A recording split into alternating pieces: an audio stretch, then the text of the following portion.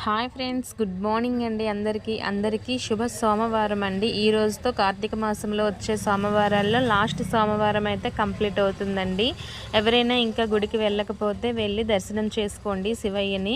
అయితే నేను మొన్న వచ్చేసి స్వాములతో టూర్ అయితే వెళ్ళాను కదండి, పూరి జగన్నాథ స్వామి యాత్రకి. నా యాత్ర అనేది చాలా హ్యాపీగా అయితే అయిపోయిందండి. ఇంకా ఇక్కడ నేను చెప్పొచ్చేది ఏంటంటే, ఇగోండి అక్కడి నుంచి అయితే నేను ప్రసాదం తీసుకువచ్చి ఇంకా దేవుని దగ్గర అయితే పెట్టి అందరికీ ప్రసాదాన్ని అయితే పంచిపెడతానండి. అయితే ఇక్కడ నేను చెప్తుంది ఏంటంటే, తానొకటి తలిస్తే దైవం మరొకటి తలపించారన్నట్టుగా అయితే నాకు జరిగిందండి. ఎందుకంటారా, నేనైతే అసలు ఈ టూర్ వెళ్ళాలి అనే కాన్సెప్టే నాలో లేదండి. నేను అనుకోలేదు కూడా.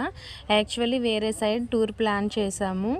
కాకపోతే ఆ టూర్కి అనేది ఎక్కువ జనం లేకపోవటం వలన అది కొంచెం క్యాన్సిల్ అయ్యింది. అది క్యాన్సిల్ అవ్వటం వలన ఇంకా సరేలే చేసేదేం లేక కామ్గా ఊరుకుంటే, ఇంకా వీళ్ళు టూర్కి వెళ్తున్నారు. మమ్మల్ని ఇంతకుముందు పిలిచారు, 20 డేస్ బిఫోరే వాళ్ళు టికెట్స్ అనేది రిజర్వేషన్ చేసేసుకున్నారు. అప్పుడు మేము రాము అని అనడం వలన వాళ్ళు రిజర్వేషన్ చేసుకున్నారు. ఇంకా నాకు వెళ్ళటానికి వేరే టూర్ క్యాన్సిల్ అవ్వటం వల్ల మా హస్బెండ్ గారు అయితే వెంటనే నాకు తత్కాల్లో రిజర్వేషన్ అనేది చేసేసారండి. ఇంకా ఈ విధంగా జగన్నాథ స్వామి దర్శనం అయితే నాకు అయింది. అంతే కదండి, మనం అనుకునేవన్నీ జరగవు, మనం అనుకోనిది జరగడమే దైవ ఆజ్ఞ అనండి అది. అయితే నేనైతే ఈ విధంగా వెళ్ళి టూర్ అనేది చాలా హ్యాపీగా అయితే అయిపోయిందండి. అక్కడ కోనార్క్ వెళ్ళాము, నెక్స్ట్ పూరి జగన్నాథ స్వామి దర్శనం అయిందండి. నిజంగా జగన్నాథ స్వామి దర్శనంలోనండి చాలా రద్దీ ఉందండి. ఎక్కడ ఏమైపోతుందో అన్నంత భయం అయితే వేసింది.